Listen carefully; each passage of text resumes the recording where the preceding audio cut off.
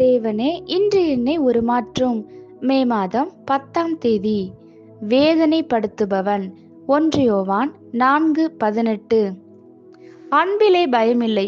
பூரண அன்பு பயத்தை புறம்பே தள்ளும். பயமானது வேதனையுள்ளது. பயப்படுகிறவன் அன்பில் பூரணப்பட்டவன் அல்ல. வாசிக்க வேண்டிய பகுதி ஆதியாகமம் 4ஆம் அதிகாரம் 1 முதல் 16 வரை. ஆதாம் தன் மனைவியாகிய ஏவாளை அறிந்தான்.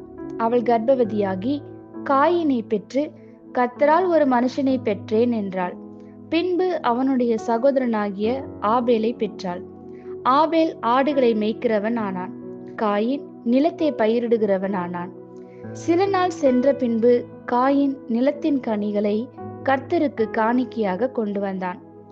ஆபேலும் தன் மந்தையின் தலையீற்றுகளிலும் அவைகளில் கொழுமையானவைகளிலும் சிலவற்றை கொண்டு வந்தான். ஆபேலையும் அவன் காணிக்கையையும் கர்த்தர் அங்கீகரித்தார். காயினையும் அவன் காணிக்கையையும் அவர் அங்கீகரிக்கவில்லை. அப்பொழுது காயினுக்கு மிகவும் எரிச்சல் உண்டாகி அவன் முகநாடி வேறுபட்டது. அப்பொழுது கர்த்தர் காயினை நோக்கி, உனக்கு ஏன் எரிச்சல் உண்டாயிற்று? உன் முகநாடி ஏன் வேறுபட்டது? நீ நன்மை செய்தால் மேன்மை இல்லையோ? நீ நன்மை செய்யாதிருந்தால் பாவம் வாசற்படியில் படுத்திருக்கும். அவன் ஆசை உன்னை பற்றி இருக்கும். நீ அவனை ஆண்டு கொள்ளுவாய் என்றார். காயின் தன் சகோதரனாகிய ஆபேலோடே பேசினான். அவர்கள் வயல்வெளியில் இருக்கும் சமயத்தில் காயின் தன் சகோதரனாகிய ஆபேலுக்கு விரோதமாய் எழும்பி அவனை கொலை செய்தான். கர்த்தர் காயினை நோக்கி, உன் சகோதரனாகிய ஆபேல் எங்கே என்றார். அதற்கு அவன், நான் அறியேன், என் சகோதரனுக்கு நான் காவலாளியோ என்றான். அதற்கு அவர், என்ன செய்தாய்? உன் சகோதரனுடைய இரத்தத்தின் சத்தம் பூமியிலிருந்து என்னை நோக்கி கூப்பிடுகிறது. இப்பொழுது உன் சகோதரனுடைய இரத்தத்தை உன் கையிலே வாங்கி கொள்ள தன் வாயை திறந்த இந்த பூமியில் நீ சபிக்கப்பட்டிருப்பாய். நீ நிலத்தை பயிரிடும் போது அது தன் பலனை இனி உனக்கு கொடாது. நீ பூமியில் நிலையற்று அலைகிறவனாய் இருப்பாய் என்றார்.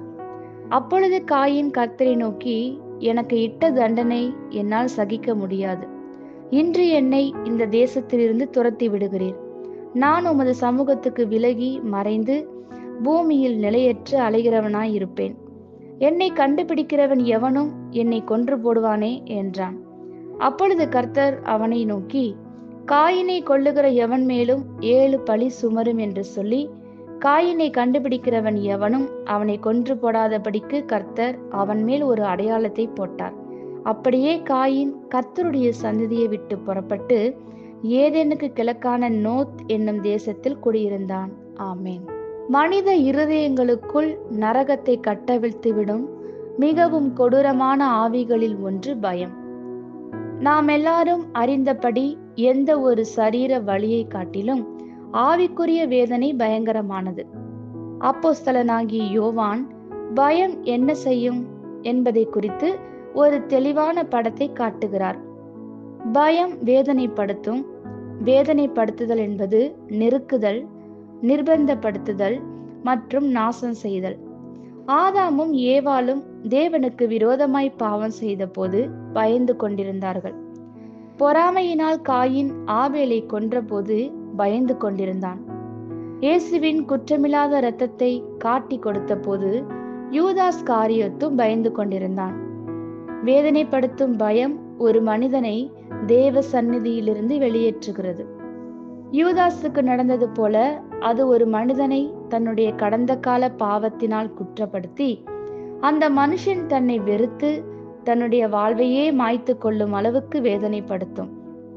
மாற்ற முடியாத எந்த ஒரு காரியத்தையும் நாம் சகித்து கொள்ள முடியும். சகிப்புத்தன்மைக்கு தேவையான சக்தி தேவ கிருபை. சிலுவை அனுபவம் இயேசுவுக்கு தவிர்க்க முடியாத ஒன்று.